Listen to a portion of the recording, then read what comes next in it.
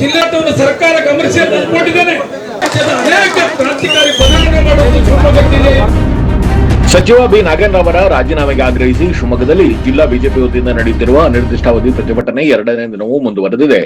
ಶಿವಮೊಗ್ಗ ನಗರದ ಜಿಲ್ಲಾಧಿಕಾರಿಗಳ ಕಚೇರಿ ಆವರಣದಲ್ಲಿ ನಡೆಯುತ್ತಿರುವ ಪ್ರತಿಭಟನೆಯಲ್ಲಿ ಸಂಸದ ಬಿವೈ ರಾಘವೇಂದ್ರ ಭಾಗವಹಿಸಿದ್ದರು. ಪ್ರತಿಭಟನೆಯಲ್ಲಿ ಮಾಧ್ಯಮಗಳಿಗೆ ಪ್ರತಿಕ್ರಿಯೆ ನೀಡಿರುವ ಬಿವೈ ರಾಘವೇಂದ್ರ, ಸಚಿವ ಸಂಪುಟಕ್ಕೆ ನಾಗೇಂದ್ರ ಸೇರ್ಪಡೆ ವಿರೋಧಿಸಿ ಬಿಜೆಪಿ ರಾಜ್ಯದಾದ್ಯಂತ ಪ್ರತಿಭಟನೆ ನಡೆಸುತ್ತಿದೆ. ಎರಡೂ ಸದನಗಳಲ್ಲಿ ಪಕ್ಷದ ಶಾಸಕರು ಪ್ರತಿಭಟನೆ ನಡೆಸುತ್ತಿದ್ದಾರೆ. ಇಷ್ಟಾದರೂ ರಾಜ್ಯ ಸರ್ಕಾರ ತನ್ನ ಮೊಂಡುತನವನ್ನು ಮುಂದುವರೆಸಿದೆ. ಈ ಹಿಂದೆ ನಾಗೇಂದ್ರ ಸಚಿವರಾಗಿದ್ದಾಗ ನಡೆಸಿದ ಭ್ರಷ್ಟಾಚಾರ ಸಾಬೀತಾಗಿದೆ. ಇಡಿ ನಡೆಸಿದ ತನಿಖೆಯಿಂದ ಭ್ರಷ್ಟಾಚಾರದ ವಿವರ ತಿಳಿದು ಬಂದಿವೆ. ಹೀಗಿದ್ದು ನಾಗೇಂದ್ರ ಮತ್ತೆ ಸಂಪುಟಕ್ಕೆ ಸೇರ್ಪಡೆಗೊಂಡಿದ್ದಾರೆ. ಭ್ರಷ್ಟಾಚಾರದ ಹಣದಲ್ಲಿ ಕೇಂದ್ರದ ಕಾಂಗ್ರೆಸ್ ನಾಯಕರ ಪಾಲು ಇದೆ. ಇದೇ ಕಾರಣಕ್ಕಾಗಿ ನಾಗೇಂದ್ರರನ್ನು ಮತ್ತೆ ಸಂಪುಟಕ್ಕೆ ಸೇರಿಸಿಕೊಳ್ಳಲಾಗಿದೆ. ಈ ಹಿನ್ನೆಲೆಯಲ್ಲಿ ಬಿಜೆಪಿ ರಾಜ್ಯದಾದ್ಯಂತ ಸದನದ ಒಳಗೆ ಮತ್ತು ಹೊರಗೆ ಪ್ರತಿಭಟನೆ ನಡೆಸುತ್ತಿದೆ ಎಂದು ಸಚಿವ ನಾಗೇಂದ್ರ ತಮ್ಮ ಸ್ಥಾನಕ್ಕೆ ರಾಜೀನಾಮೆ ಕೊಡುವ ತನಕ ಇದು ಮುಂದುವರಿಯಲಿದೆ ಎಂದು ಸಂಸದ ಬಿವೈ ರಾಘವೇಂದ್ರ ತಿಳಿಸಿದ್ದಾರೆ.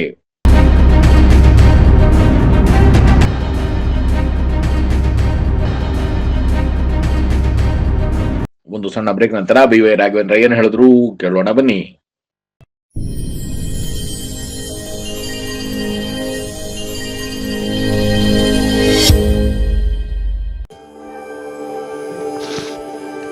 ನಾಡಿನ ಸಮಸ್ತ ಜನತೆಗೆ ಶ್ರೀಕೃಷ್ಣ ಜನ್ಮಾಷ್ಟಮಿಯ ಶುಭಾಶಯಗಳು. ಸೆಪ್ಟೆಂಬರ್ 4, 2026ರಂದು ಶ್ರೀಕೃಷ್ಣ ಜನ್ಮಾಷ್ಟಮಿ ಪ್ರಯುಕ್ತ ಶಿವಮೊಗ್ಗದ ಇಸ್ಕಾನ್ ವತಿಯಿಂದ ಶ್ರೀಕೃಷ್ಣ ಜನ್ಮಾಷ್ಟಮಿ ಮಹೋತ್ಸವದ ಅಂಗವಾಗಿ ವಿಶೇಷ ಕಾರ್ಯಕ್ರಮಗಳನ್ನು ಆಯೋಜಿಸಲಾಗಿದೆ. ಶ್ರೀಕೃಷ್ಣ ಸನ್ನಿಧಿಯಲ್ಲಿ ಹರಿನಾಮ ಸಂಕೀರ್ತನೆ, ಸಾಂಸ್ಕೃತಿಕ ಕಾರ್ಯಕ್ರಮ, ಮಹಾಭಿಷೇಕ, ಪ್ರವಚನ, ವೈಭವ ಆರತಿ, ತೊಟ್ಟಿಲೋತ್ಸವ ನಂತರ ಸರ್ವರಿಗೂ ಮಹಾಪ್ರಸಾದ ವಿತರಣೆಯಾಗಲಿದೆ. ದರ್ಶನ ಮತ್ತು ಪ್ರಸಾದ ವಿತರಣೆ ಸಮಯ ಬೆಳಗ್ಗೆ 8ರಿಂದ ರಾತ್ರಿ 8 ಗಂಟೆಯವರೆಗೆ. ಸರ್ವರಿಗೂ ಭಕ್ತಿಪೂರ್ವಕ ಸ್ವಾಗತ ಕೋರುವವರು ಇಸ್ಕಾನ್ ಶಿವಮೊಗ್ಗ, ದಕ್ಷಿಣ ಶ್ರೀ ಮಾಯಾಪುರಧಾಮ, ಬಿಎಚ್ ರಸ್ತೆ, ಮಲ್ನಾಡ್ ಕ್ಯಾನ್ಸರ್ ಆಸ್ಪತ್ರೆ ಎದುರು, ಬಿದರೆ, ಶಿವಮೊಗ್ಗ.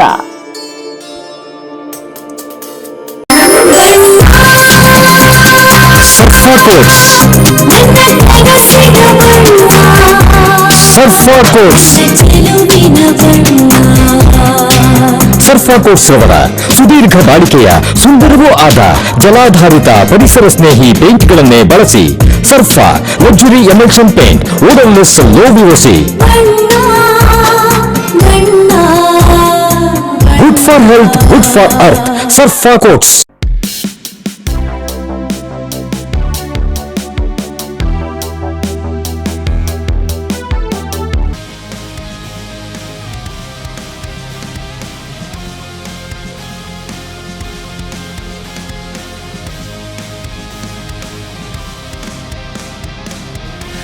ನಂಜಪ್ಪ ಲೈಫ್ ಕೇರಲ್ಲಿ first time Velys robot use ಮಾಡಿ robotic assistant left side knee replacement start ಮಾಡ್ತಿದ್ದೀವಿ. ಆ system is directly from USA, imported one. So ತುಂಬ ಜನ ಕೇಳ್ತಾರೆ ರೋಬೋಟಿಕ್ ರಿಪ್ಲೇಸ್ಮೆಂಟಿಗೂ ಕನ್ವೆನ್ಷನಲ್ ರಿಪ್ಲೇಸ್ಮೆಂಟಿಗೂ ವ್ಯತ್ಯಾಸ ಏನಂತ. ಸೊ ರೋಬೋಟಿಕ್ ರಿಪ್ಲೇಸ್ಮೆಂಟ್ ವ್ಯತ್ಯಾಸ ಏನಂದರೆ ನಿಖರತೆ ಜಾಸ್ತಿ ಇರುತ್ತೆ. ಈ ನಾವು ಕನ್ವೆನ್ಷನಲ್ಲಿ ನಾವು ಮಾಂಸಖಂಡ MCL ಲಿಗಮೆಂಟ್ ಅಂತ ಇರುತ್ತೆ, ಲಿಗಮೆಂಟ್ ರಿಲೀಸ್ ಜಾಸ್ತಿ ಮಾಡ್ತೀವಿ. ಸೊ ಪೇಷಂಟಿಗೆ ಪೋಸ್ಟ್ ಸರ್ಜರಿ ಪೇನ್ ಇರುತ್ತೆ. ಬಟ್ ನಮ್ಮ ರೋಬೋಟಿಕ್ಸಲ್ಲಿ ನಾವು ಅದನ್ನು ರಿಲೀಸ್ ಮಾಡೋ ಅವಶ್ಯಕತೆ ಇರೋಲ್ಲ. ಮತ್ತು ಮೊಬಿಲಿಟಿ, ಅರ್ಲಿ ರಿಕವರಿ ಇರುತ್ತೆ, ಮತ್ತು ಅಲೈನ್ಮೆಂಟ್ ಪ್ರಿಸೈಸ್ ಬರುತ್ತೆ. ಇದರಲ್ಲಿ ಡಿಫ್ರೆಂಟ್ ವೇರಿಯೇಷನ್ ಬರುತ್ತೆ. ಒಂದು ಕೈನೆಮ್ಯಾಟಿಕ್ ಅಲೈನ್ಮೆಂಟ್ ಅಂತ ಕರಿತೀವಿ, ಒಂದು ರಿವರ್ಸ್ ಕೈನೆಮ್ಯಾಟಿಕ್ ಅಲೈನ್ಮೆಂಟ್ ಅಂತ ಕರಿತೀವಿ.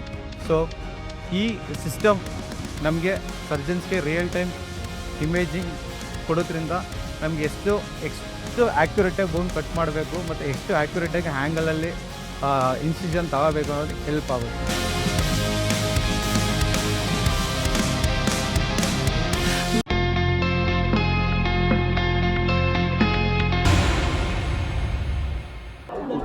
ಖಾತೆಯಲ್ಲಿ 100 ಕೋಟಿಯ ಹಗರಣ ಆಗಿದೆ.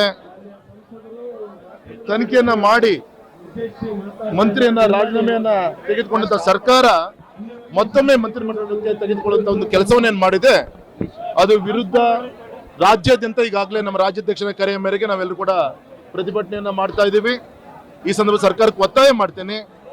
ಯಾಕೆ ಅಧಿಕಾರಿಗಳಿಗೆ ಮರಣ ಶಾಸನವನ್ನು ಕೊಟ್ಟಂತ ಈ ಕಾಂಗ್ರೆಸ್ ಸರ್ಕಾರ ಚಂದ್ರಶೇಖರ್ ಅಂತ ಅಧಿಕಾರಿ ಆತ್ಮಹತ್ಯೆ ಮಾಡಿಕೊಂಡ್ರು. ಅನೇಕ ಅಧಿಕಾರಿಗಳು ಬೇರೆ ಬೇರೆ ಕಾರಣಕ್ಕೆ ಈ ಸರ್ಕಾರದಲ್ಲಿ ಆತ್ಮಹತ್ಯೆ ಮಾಡ್ಕೊಂಡಿದ್ದು ಕೂಡ ನಮಗೆಲ್ಲರೂ ಕೂಡ ಗೊತ್ತಂತ ವಿಚಾರ. ಮತ್ತು ಇವರೇ ಕೊಟ್ಟಂತ ಪಂಚ ಗ್ಯಾರಂಟಿಯಲ್ಲಿ ಅನೇಕ ಗ್ಯಾರಂಟಿ ಹಣವನ್ನ ಲೂಟಿ ಮಾಡುವಂತ ಕೆಲಸವನ್ನು ಕೂಡ ಕೆಲ ಅಧಿಕಾರಿಗಳು ಕೆಲ ಮಂತ್ರಿಗಳು ಮಾಡಿದ್ದಾರೆ. ಹಾಗಾಗಿ ಈ ಸಂದರ್ಭದಲ್ಲಿ ಸರ್ಕಾರಕ್ಕೆ ನಾನು ವಿನಂತಿ ಮಾಡ್ಕೊಂತೇನೆ, ಹೊಸ ಗೌರವಿತ ಮುಖ್ಯಮಂತ್ರಿಗಳು ತಾವು ಬಂದಿದ್ದೀರಿ, ದಯಮಾಡಿ ಜನರ ಒಂದು ಮತದಾನದ ಒಂದು ಹಕ್ಕಿನ ಒಂದು ಗೌರವನ ಕಾಪಾಡಬೇಕು ಅಂದ್ರೆ ಸುಮಾರು 130ಗಿಂತ ಹೆಚ್ಚಿನ ಶಾಸಕರು ಅಧಿಕಾರವನ್ನ ನಿಮ್ಗೆ ಕೊಟ್ಟಿದ್ದಾರೆ ಅಂದ್ರೆ ಅದಕ್ಕೆ ಮನ್ನಣೆಯನ್ನು ಕೊಟ್ಟು ಅದು ಗೌರವವನ್ನು ಕೊಟ್ಟು ಭ್ರಷ್ಟ ಮಂತ್ರಿ ಏನಿದ್ದಾರೆ ಅವರನ್ನ ವಾಪಸ್ ತೆಗೆದುಕೊಳ್ಬೇಕು. ಅವ್ರ ಭ್ರಷ್ಟನ್ನು ಸ್ವಚ್ಛನು ಅನ್ನೋದು ನಾಳೆ ಕೋರ್ಟ್ ತೀರ್ಮಾನ ಮಾಡಲಿ. ಯಾಕಂದ್ರೆ ಇವತ್ತು ಬೇಲ್ ಮೇಲೆ ಬಂದಿದ್ದಾರೆ, ಇನ್ನು ತನಿಖೆ ಪೂರ್ತಿ ಆಗಿಲ್ಲ. ಹಾಗಾಗಿ ಈ ಸಂದರ್ಭದಲ್ಲಿ ಮಂತ್ರಿಮಂಡಲಕ್ಕೆ ಅಷ್ಟು ಜರೂರ ತೆಗೆದುಕೊಳ್ಳುವಂತ ಅರ್ಜೆಂಟ್ ಏನಿತ್ತು ನಮ್ಗೆ ಯಾರು ಕೂಡ ಗೊತ್ತಿಲ್ಲ. ಇವತ್ತು ಜನ ಮಾತಾಡ್ತಾ ಇದ್ದಾರೆ, ಆ ಪಾಪದ ಹಣ ಹೈಕಮಾಂಡ್ ಅವ್ರಿಗೂ ಕೂಡ ತಲುಪಿದೆ.